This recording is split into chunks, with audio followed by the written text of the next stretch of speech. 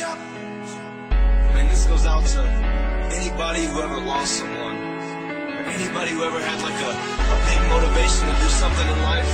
Man, don't let anybody get in your way. Do what you want to do. I mean, people laugh when I said I was going to be a rapper. Look at me now. JD, get 'em. Coucou tout le monde! Les fêtes de fin d'année approchent et je viens faire une vidéo pour parler des fêtes de fin d'année. Eh ben non, non, pas du tout. Non, non, non, je n'aime pas les fêtes de fin d'année. Je vais les fêter, bien sûr, normal, avec mes enfants. Mais je sais qu'il y a beaucoup de personnes dans mon cas, les fêtes de fin d'année m'angoissent énormément. Donc, je vais les zapper jusqu'au jour venu. Et je vais aborder un sujet avec vous qui est diamétralement opposé à la fiesta de Noël. Alors, il faut savoir quand même que pour changer un petit peu, aujourd'hui, je m'insurge encore et toujours contre un système totalement inacceptable et vérolé. Voilà. Alors, je vais quand même vous dire que j'ai pris des notes parce que j'ai fait beaucoup de recherches, car les sujets que je vais aborder, eh bien, ne peuvent pas être abordés à la légère, en inventant des faux chiffres, etc. Donc, j'ai fait beaucoup de recherches pour vous donner de véritables informations. Alors, on va commencer, si vous voulez bien. On va parler des revalorisations 2015 et 2016.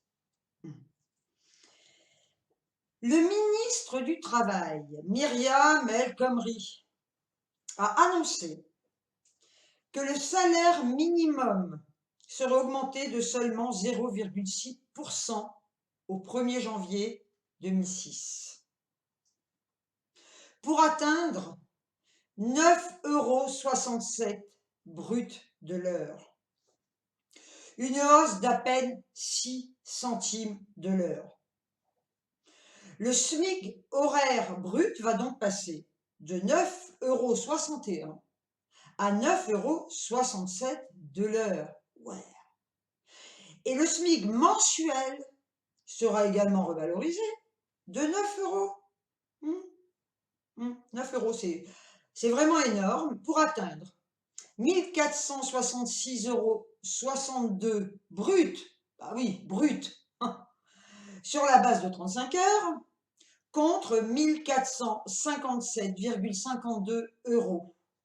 Ce qui fait un net, et c'est ce qui compte, parce que c'est ce que vous avez dans votre poche, un net de 1 143,73 €. Qui, aujourd'hui, peut vivre avec un tel salaire, sachant qu'il y a quand même la plupart du temps des frais de transport, des frais de vêtements, il y a tous les frais inhérents au travail.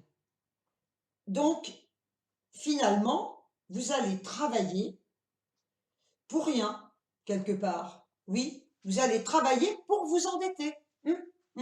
Parce que franchement, bosser pour 1 143,72 €, il ne faut pas s'étonner qu'aujourd'hui, il y ait un maximum d'assistés. Alors, on va y revenir parce que je suis anti-assisté et il faut savoir quand même qu'il y a des gens qui, malgré ce salaire déplorable, vont quand même aller bosser comme des noirs. Donc, les assistés, au boulot quand même.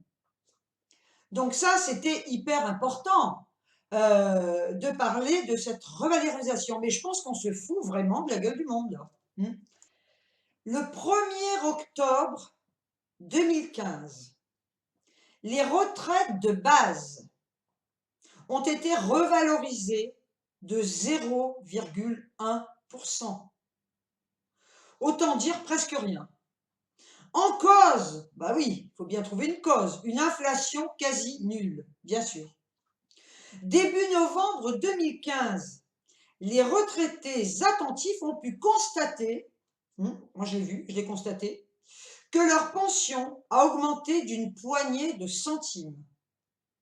La hausse décidée au 1er octobre 2015 est en effet très faible. Effectivement, 0,1%, mais on se fout de la gueule du monde. Pour une pension de 1 000 €, le gain se résume à 1 euro. Je les ai même pas eus, entre nous soit dit. Je n'ai même pas eu les 1 euro. Ok? C'est sans doute pour cette raison que le gouvernement n'a pas communiqué le sujet et que l'augmentation a été officialisée par une très discrète circulaire. Moi, je l'ai vu parce qu'on me l'a dit, et c'est vrai que quand j'ai regardé sur mon compte bancaire la retraite qui m'était versée, si on ne m'avait pas dit qu'il y avait eu d'augmentation, je ne m'en serais même pas rendu compte. 0,1%, ça ne se voit pas. Et c'est un scandale. Encore une fois, on se fout de notre gueule. Maintenant, on va parler de l'allocation aux adultes handicapés, l'AH, qui a été revalorisée depuis septembre 2015. C'est ce qu'indique un décret publié au journal officiel du mercredi 7 octobre 2015. L'AH est donc portée à 807,65 € par mois contre 800,45 € auparavant. C'est une honte. Comment voulez-vous qu'une personne handicapée physiquement, mentalement, et qui ne peut pas travailler puisse vivre avec 807,65 €? C'est impossible. Quand vous avez un loyer à payer, quand vous devez vous nourrir, vous pouvez aussi avoir une voiture, vous avez le droit aussi d'avoir Internet, ou alors oui, effectivement, vous allez habiter dans une grotte, en ermite, et là, eh bien, vous n'aurez aucune dépense. Mais il faut quand même payer tout ce qu'on doit payer dans la vie courante. Comment faites-vous avec 807,65 € en étant en invalidité? Parce qu'il y a les maladies physiques, hein? C'est-à-dire que les personnes qui se retrouvent en fauteuil, qui sont obligées d'acheter un fauteuil parce qu'il faut savoir que les remboursements sont tellement dérisoires, les personnes qui ont des maladies mentales telles que l'agoraphobie, telles que la schizophrénie, telles que des maladies qu'elles n'ont pas voulu avoir et dont elles sont prisonnières, eh bien, doivent vivre avec 807,65 €. L'AH a pour objet de garantir un revenu minimum aux personnes handicapées pour qu'elles puissent faire face aux dépenses de la vie courante. Ah oui, avec un montant tel que celui-ci, je ne sais pas comment elles font. Franchement, les dépenses de la vie courante, bien, vous achetez une baguette pour le mois, hein, voilà, hein, et puis vous mangez, j'allais dire une grossièreté, vous mangez votre main, ok? L'allocation est attribuée à partir d'un certain taux d'incapacité. Il faut savoir que les 807 €, c'est pour les plus atteints. Alors, laissez-moi vous dire que ceux qui sont quand même atteints, parce que là c'est pareil, il y a des décisions, hein, ça passe devant un conseil, etc. Et il y a des décisions qui sont prises, hein. Il y a des personnes qui sont totalement invalides et la maladie n'étant pas reconnue comme telle, eh bien, ne touche pas de pension d'invalidité. Telles que des personnes qui sont atteintes d'arthrose sévère, totalement invalidantes et qui ne peuvent absolument pas travailler dans ces conditions et qui malheureusement ne sont pas prises en compte. Donc, l'allocation est attribuée, c'est ce que je disais, à partir d'un certain taux d'incapacité, sous réserve de remplir des conditions de résidence, de nationalité, d'âge et de ressources. Son montant varie en fonction des ressources de la personne handicapée, Oui, oui, d'accord, oui, parce qu'effectivement, il y a des personnes qui travaillent, heureusement, qui peuvent travailler en étant handicapées, tout dépend du handicap qu'elles ont. Ainsi, une personne ne disposant d'aucune ressource peut percevoir le montant maximum de l'AAH. Voilà. Et dire que je connais des personnes malades qui se culpabilisent de toucher ce auquel elles ont droit. Elles se culpabilisent. Par contre, les assistés ne se culpabilisent pas. Donc, je trouve ça vraiment dramatique. Alors maintenant, on passe à autre chose. Il faut savoir quand même que la France est la championne du monde des prestations sociales. Aide au logement, allocation de chômage, prestations familiales, revenu minimum. Si la plupart du temps elles sont utiles aux familles les plus modestes, elles font aussi l'objet de nombreuses fraudes. On peut apprendre que certaines personnes au chômage touchent jusqu'à 6 000 € par mois en fraudant. C'est facile, hein? Ah oui. Alors, concernant le chômage, il faut savoir que la radiation par Pôle emploi est un leurre. Elle serait effective normalement suite à 2 refus d'une offre raisonnable d'emploi. C'est quoi l'offre raisonnable d'emploi? Tout d'abord, quand vous vous inscrivez comme demandeur d'emploi, vous complétez votre profil professionnel avec un conseiller.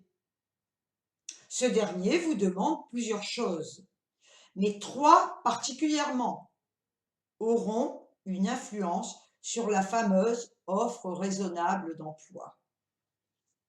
L'emploi que vous cherchez, la distance ou le secteur géographique de votre recherche, le salaire minimum que vous visez. En effet, ce sont ces 3 éléments qui détermineront 3 mois plus tard, vous avez le temps, hein, 3 mois plus tard, qui détermineront, je vais y arriver, 3 mois plus tard, votre offre raisonnable.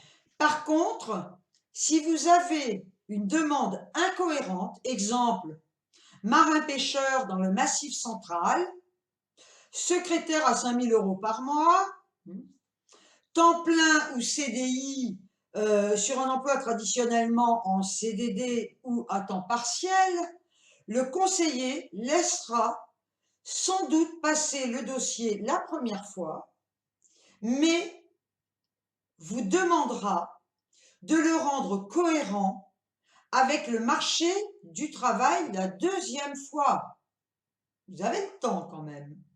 Un refus de votre part pourra entraîner une radiation, n'ayez pas peur, de 15 jours ou plus. C'est inadmissible. Parce qu'en fait, on met n'importe quoi. Hein. Voilà. À noter, le refus d'une offre d'emploi impliquant de travailler le dimanche ne constitue pas un motif de radiation de la liste des demandeurs d'emploi. Alors j'aimerais qu'on m'explique la raison pour laquelle le travail du dimanche aujourd'hui n'est pas un motif de radiation. Surtout qu'on remet en cause cette journée de repos dominical. Hein. On en parle sans arrêt à toutes les sauces, faut que tout le monde bosse le dimanche. Hein. Donc là, c'est à revoir aussi, je pense, la loi. Toute cette incohérence permet de comprendre pourquoi tant de personnes continuent de bénéficier des assédiques ad vitam aeternam, étant donné cette clause d'offre raisonnable. Pourquoi se priver de ces avantages qui, en fait, vous permettent de rester au chômage éternellement? Oui, oui, vous pouvez rester très très longtemps au chômage grâce à cette clause. Génial! Je vais parler également des prestations qui insistent à l'assistanat. Le RSA, ce fameux RSA. Qu'est-ce que c'est? Le revenu de solidarité active. Le RSA est un revenu minimum pour ceux qui ne travaillent pas. Moi, je dirais pour ceux qui sont feignants et qui ne veulent pas travailler. Un complément de revenu pour ceux qui travaillent, y compris pour les salariés en contrat aidé. Alors, qui viennent en complément, mais ça, c'est pareil, c'est n'importe quoi, qui viennent en complément pour les personnes qui travaillent, si les salaires étaient convenables, eh bien, on n'aurait pas à donner un complément de RSA, hein, ça coule de source. Hein. Voilà. Le RSA est une prestation qui s'applique depuis le 1er juin 2009 en France métropolitaine. Il remplace le revenu minimum d'insertion qui était le RMI et qui a mis la France dans une sacrée merde, déjà. Le 1er janvier 2015, le montant du RSA a augmenté de 0,9%.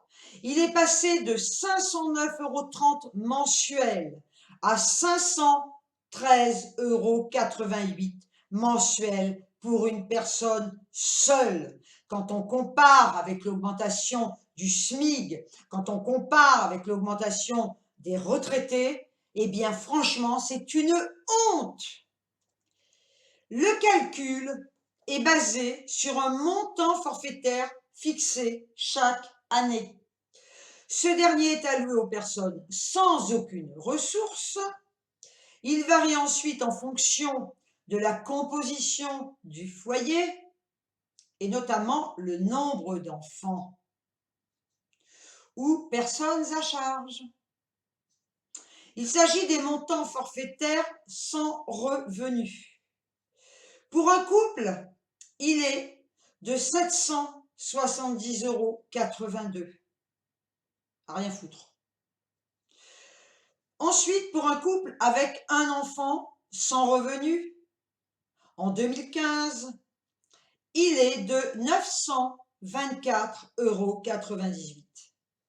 Pour un couple avec 2 enfants, sans revenu toujours, en 2015 toujours, il est de 1284,70 €.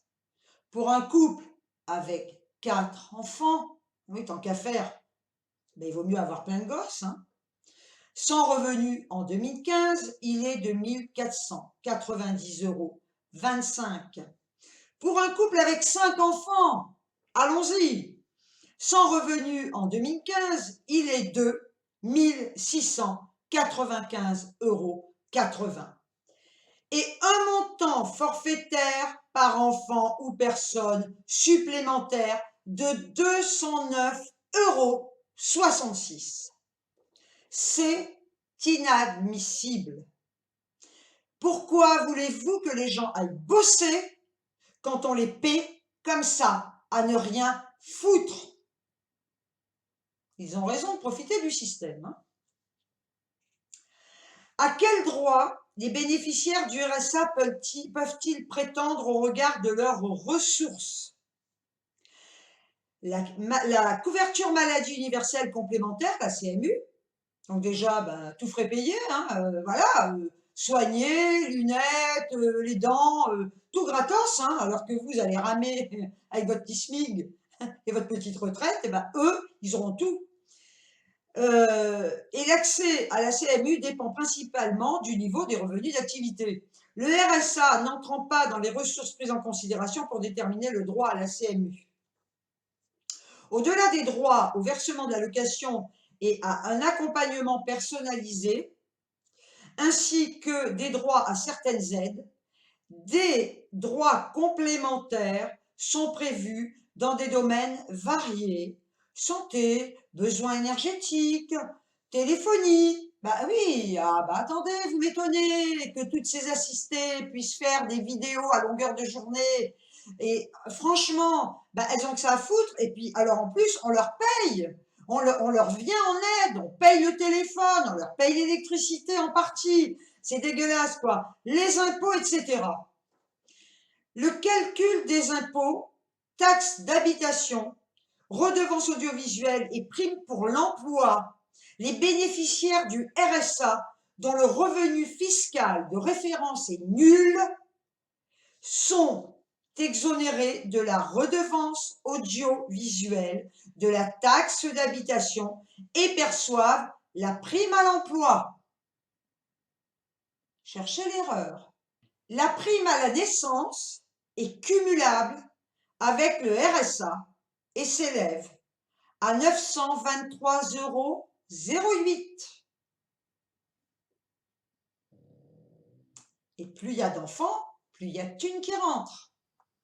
Je viens donc de mettre en exergue une partie infime des aides allouées aux jeunes fainéants. Parce que vous vous doutez bien que là, ce que je viens de vous apporter, c'est un minimum.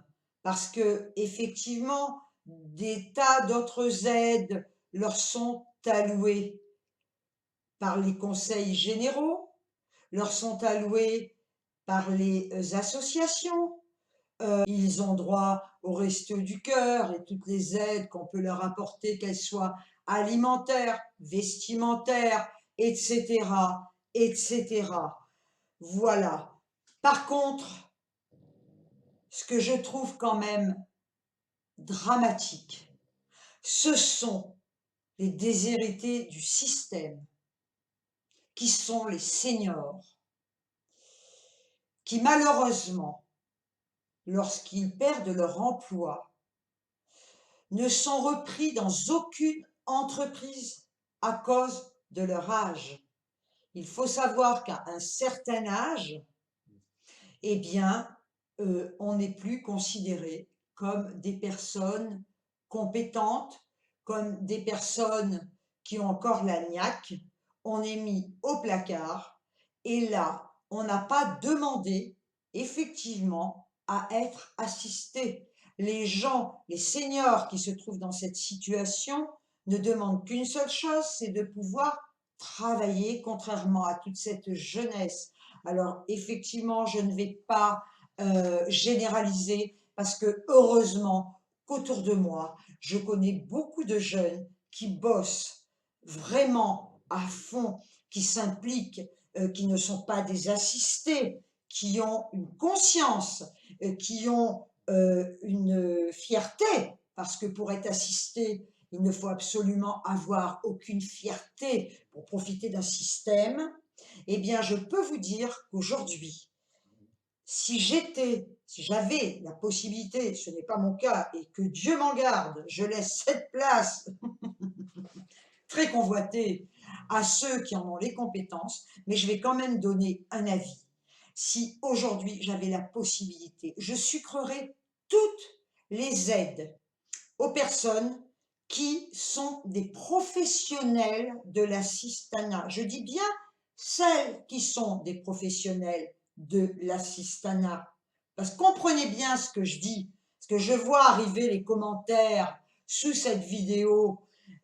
Effectivement, il y a des tas de jeunes nanas, des tas de jeunes mecs qui ne foutent rien de leurs 10 doigts, qui profitent de ce système vérolé et qui ne bougeront pas leurs fesses pour aller bosser. Quand je vois quand même qu'il y a des personnes qui travaillent avec ce salaire misérable, mais parce qu'ils ont une conscience, qu'ils ont un honneur, qu'ils sont courageux et qu'ils ont envie de donner et qu'ils n'ont pas envie de rester tels des larves chez eux, voilà, à ne rien glander, à part rester sur Internet, à baver et à dire des conneries du matin au soir, eh bien je dis, franchement, je sucrerai toutes les aides à ces gens-là, à ces assistés, à ces fainéants, je supprimerai toutes les aides, je les obligerai à travailler. Alors effectivement, à la limite, qu'on leur laisse les aides, mais qu'ils les rentabilisent. Hein? Il y a quand même pas mal de choses à faire. Hein? Désherber, nettoyer les berges, il y a du boulot. Hein?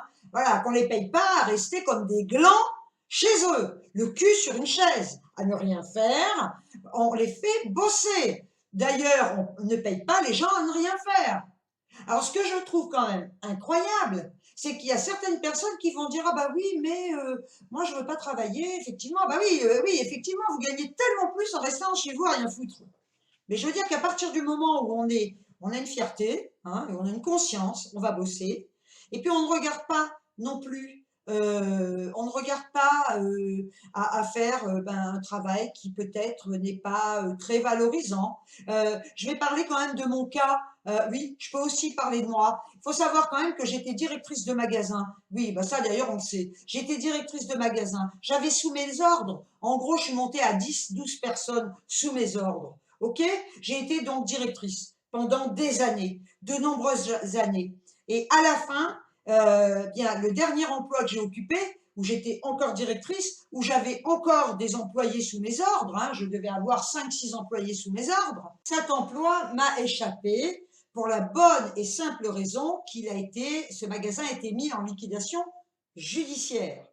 Donc, effectivement, licenciement économique. Alors, j'aurais pu profiter. Alors, bien sûr que je suis restée au chômage. J'ai fait j'ai envoyé mais je ne sais pas moi, des dizaines et des dizaines de CV pour retrouver une place équivalente. Seulement, à un moment donné, à l'âge que j'avais, bien dans le commerce, mais d'ailleurs dans d'autres professions aussi, hein, mais dans le commerce, on ne vous veut plus. Donc, j'essuyais des refus, mais qui étaient complètement aberrants, dans le sens où on me disait, bah oui, mais le poste qu'on vous propose, le salaire ne sera pas suffisant par rapport à votre qualification, etc., etc. Pas ça, on s'en fout. Donc, ben, pendant longtemps, j'ai cherché du boulot et j'ai essuyé des refus. Et à un moment donné, je me suis retrouvée, au bout d'un moment, mais ça dure longtemps, hein, il faut savoir, à l'époque, hein, je ne sais pas aujourd'hui, hein, je suis sortie du système, mais à l'époque, un licenciement économique, on le touchait pendant un certain temps. Et à un moment donné, eh bien, vous passez directement en allocation spécifique de solidarité, ce qui a été mon cas. J'aurais pu profiter de ce système, allocation spécifique de solidarité, CMU, aides diverses, aller bouffer au resto du cœur, etc., etc. Ben oui, pourquoi pas? Mais c'est pas mon état d'esprit. J'ai pas été élevé comme ça. Chez nous, on est des bosseurs, quoi. Hein? On n'est pas des profiteurs d'un système. Voilà, hein, comme cette jeunesse pourrie, là, perdue. Et je vous dis, j'englobe pas tout le monde, hein, parce que heureusement, j'en connais qui bossent et qui sont au top. Hein. Voilà, mais il y a quand même encore trop de feignasses. Ah, mais ça m'énerve à un point que vous pouvez même pas imaginer. Enfin bref, donc j'aurais pu continuer et puis alors l'assisté de service, comme toutes ces feignasses. Eh bien non, non, non. J'avais les SS, à l'époque c'était 450 €. Hein. Et je me suis dit non, non, non, puisque de toute façon dans le commerce c'est terminé, je vais quand même travailler. Donc je suis allée au CCAS, j'ai donné un CV pour être assistante de vie. J'ai été embauchée, je me suis occupée de personnes âgées, voilà, entre autres une personne âgée qui m'a fait un CDI et qui avait besoin de quelqu'un 3 heures par jour, tous les jours, hein, du lundi au dimanche, voilà. Et alors c'est vrai que vous dites 3 heures, c'est rien, ouais, mais seulement 3 heures tous les jours, eh bien vous êtes condamné à rester sur place. Hein, voilà. Et puis il faut savoir que dans votre salaire, dans votre petit salaire, puisque vous êtes payé à l'heure, eh bien vos congés payés sont dedans. Et si vous prenez des congés payés, ben, il faudrait pouvoir mettre de côté. Enfin bon, je ne vais pas rentrer dans les détails. Peu importe. Donc j'ai travaillé et il faut savoir aussi que le salaire que vous touchez, mais qui est vraiment dérisoire pour le boulot que vous faites, eh bien, on vous impute une partie sur l'allocation spécifique de solidarité. Tout simplement parce que, ben oui, vous ne pouvez pas trop gagner. Hein. Donc déjà, j'avais 450 €, 460 €, un petit salaire complètement dérisoire, et en plus, on m'en enlevait sur l'allocation spécifique de solidarité. Et donc, je perdais aussi ben, toutes les aides auxquelles j'aurais dû avoir droit. Voilà. Et j'ai travaillé comme ça jusqu'à ce que cette personne décède et jusqu'à ce que je puisse bénéficier de l'équivalent de ma retraite. À savoir quand même que j'ai bossé depuis l'âge de 16 ans, Oui, oui, oui, j'ai travaillé à l'âge de 16 ans et ce toute ma vie, hein, à part des périodes malheureusement où les magasins fermaient et que j'avais un laps de temps, mais à l'époque, moi j'ai connu des périodes où on ne touchait pas de chômage, hein, ça n'existait pas. Je peux vous dire, vous alliez au boulot, hein. Voilà, donc écoutez, je voulais aborder ce sujet de Noël, mmh, avec vous. Il y en aurait à dire encore, il y en aurait à dire, mais là, j'en ai dit déjà pas mal, donc je vais arrêter là ma vidéo qui, je pense, va faire des émules pour changer, qui va faire sortir de leur grotte toutes les assistées de la Terre et les assistés, non mais c'est toutes les assistées, tous les assistés de la Terre qui vont arriver en disant: «Ah, ça y est, Miss Gazelle continue». Mais oui, Miss Gazelle continuera de se révolter et je continuerai de dire ce que j'ai envie de dire, n'en déplaise à certains, à certaines. Je m'en fiche. Je dirai ce que j'ai à dire et j'aborderai toujours des sujets qui m'intéressent. Pas plus compliqué que ça. Voilà. Sur ce, ben, je ne sais pas quand sera ma prochaine vidéo. Là, j'avais ça, j'avais envie d'aborder ce sujet avec vous. Je ne sais pas. Demain? Non, après les fêtes peut-être? Oui, on va laisser passer les fêtes, hein. Ah ouais, attendez, ça se prépare Noël, hein. Mmh. Écoutez, je sais pas vous pouvez me le dire, hein, en dessous, hein. Mais alors moi depuis des années, mais je crois que c'est d'ailleurs depuis que je crois plus au Père Noël, hein, j'en sais rien moi. Ah non, j'en sais rien, mais Noël m'angoisse. Je sais que je ne suis pas la seule, hein. Noël, pour moi, c'est une fête, mais vous pouvez pas savoir à quel point cette fête m'angoisse. C'est l'angoisse, je sais pas pourquoi. Faudrait que je fasse un travail là-dessus d'ailleurs. Mmh. Parce que je sais pas, bah, peut-être parce que j'ai vécu des trucs à Noël qui étaient pas toujours top et puis, mais ah, mais c'est affreux, mais alors c'est bien pour les enfants, c'est génial quoi, c'est pour les gamins, mais on se rappelle, enfin moi je me rappelle quand j'étais gamine, Noël c'était un bonheur, enfin je croyais au Père Noël comme tout le monde, c'était magnifique, mais après enfin écoutez, je vais pas gâcher, Noël, pour ceux qui aiment ça. Personnellement, moi ça m'angoisse, c'est horrible. Voilà, écoutez sur ce, je vous laisse. Je vous dis à très, très, très, très, très bientôt. Je suis très blanche, transparente.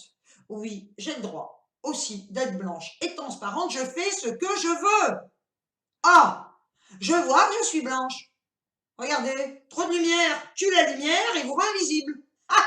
Et bien c'est comme ça. Voilà. Je fais ce que je veux.